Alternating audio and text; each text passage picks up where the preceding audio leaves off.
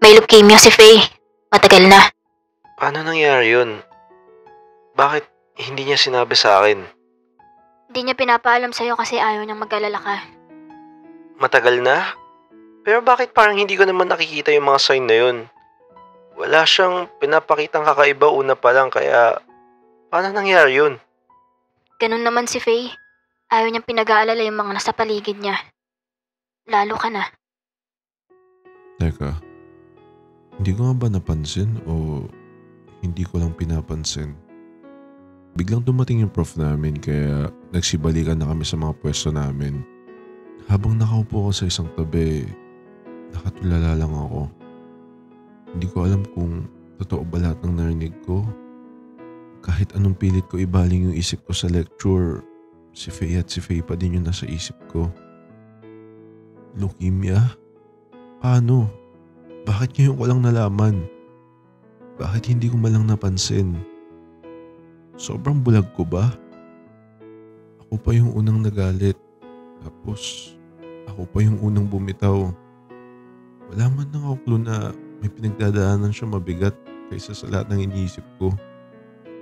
Nakakaya kung harap ako sa kanya ngayon. Pero paano kung totoo nga? Paano kung nandun siya ngayon sa ospital? Naghihintay mag-isa.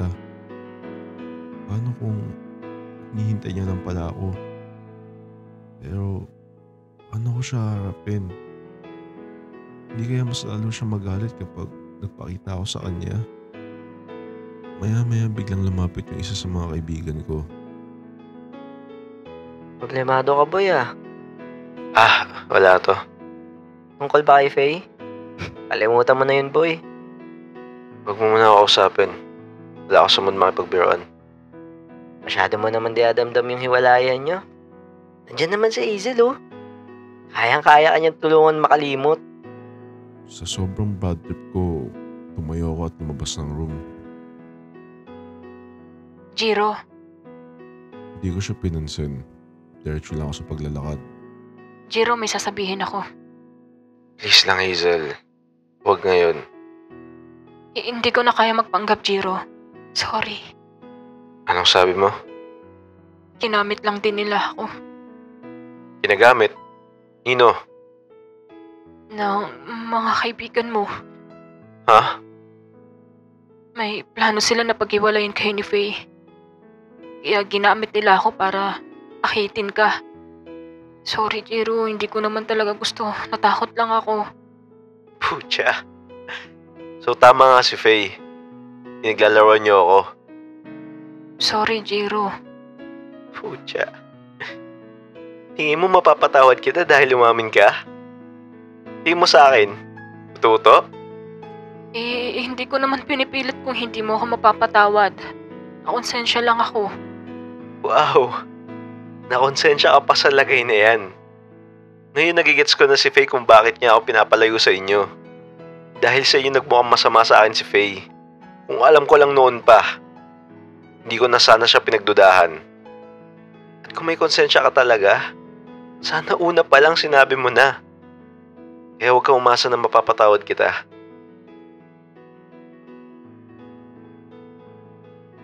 Hindi ko nagawang magpunta ng ospital kahapon. Tagal kong pinag-isipan kung magpapakita pa ako sa kanya o hindi. Kahit na natatakot ako sa mga sasabihin niya, ginawa ko pa din. Binigay sa akin ng kaibigan niya yung location kung saang ospital si Faye. Nagmamadali ako. Halos hindi ako mapakali. Namili muna ako ng mga prutas na pwedeng kainin ni Faye. Alam kong akapal ang mukha ko. Pagtapos ng lahat ng ginawa ko, ako yung unang bumitaw. Ako pa yung unang hindi makatiis sa ugali niya. Tapos, ngayon ako pa yung unang nagmamadali pumunta ng ospital para lang makita siya. Na makarating ako, huminga pa muna ako ng malalim bago kumatok sa pinto. Hindi ko alam kung anong mga sasabihin ko. Pero, kailangan ko siya makita. Binuksan ko ng dahan-dahan yung pinto at bumungad sa akin yung magulang ni Faye. Hawak nila yung kamay ni Faye habang umiiyak. tinignan ko si Faye at doon ako sigurado na wala na talaga siyang buhay. Lumapit ako ng dahan-dahan sa kanya. Paglapit ko sa kanya, niyakap ko siya. Doon bumuhos ang luha ko. Hindi ko mapigilan ng sarili ko dahil sa sakit. Doon ko lang din naisip na kung gaano ko pala siya ka-miss. Kung gaano ko siya kamahal. Pero huli na para sabihin ko sa kanya yun.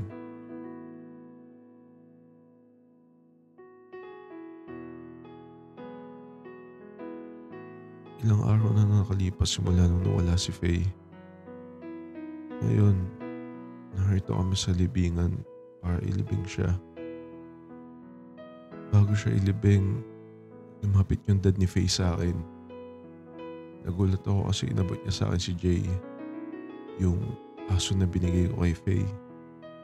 Kasunod nun, inabot niya sa akin yung isang maliit na papel. Pinapabigay ni Faye. Ano po ito? Basahin mo para malaman mo. Mahal na mahal ka ng anak ko, iho. Bigla siyang umalis sa harap ko pagkasabi niya nun. Binuksan ko yung papel na yun at doon ko nabasa yung nakasulat doon. Hi, Jiro. Kung nababasa mo to ngayon, siguro wala na ako. Sinulat ko to habang nandito ako ngayon sa ospital. Inaantay kita, kaso parang ayaw mo nata ako makita eh. Bibisitahin mo kaya ako? Sana nga. Sana mabutan pa kita. Gusto ko lang humingi ng tawad sa'yo, Jiro, sa pagiging toxic ko sa'yo. Alam kong masama ang tingin sa akin ng mga kaibigan mo. Pero gusto ko lang malaman mo na gusto lang kitang protektahan, Jiro. Ginagawa ko yun kasi ayokong mawala ka sa akin. Alam kong naging selfish ako kasi hindi ko agad sinabi yung sakit ko. Ayoko kasing kaawaan mo ako, Jiro. Tinago ko yun kasi gusto kong makita mo na masayahin lang ako, na matapang ako, na walang dinadalang problema o sakit. Sana mapatawad mo pa din ako na kahit sa sakit ko, naging selfish ako. Sana maintindihan mo na sa likod ng lahat ng mga pagkakamali ko, ang tanging nais ko lang ang makasama ka pa kahit ilang sandali na lang. Naaalala mo si Jay, yung aso na binigay mo sa akin? Gusto kong ibalik siya sa'yo. Hindi naman dahil ayoko na sa kanya. Hindi ko na kasi siya mahalagaan. Ibabalik ko siya sa'yo kasi alam kong maaalagaan mo siya. Alagaan mo siya ng mabuti tulad ng pag-aalaga mo sa akin noon. Salamat ng marami, Jiro. Sa mga pangarap na pinangarap natin ng magkasama. Paalam, Jiro. Mahal na mahal kita. Umiiyak ako habang binabasa ko yun. Simulat sa una, gusto niya lang pala akong protektahan. Nagkamali ako sa iniisip ko. Na gusto niya akong palagin sa mga kaibigan ko kasi gusto niya na lang.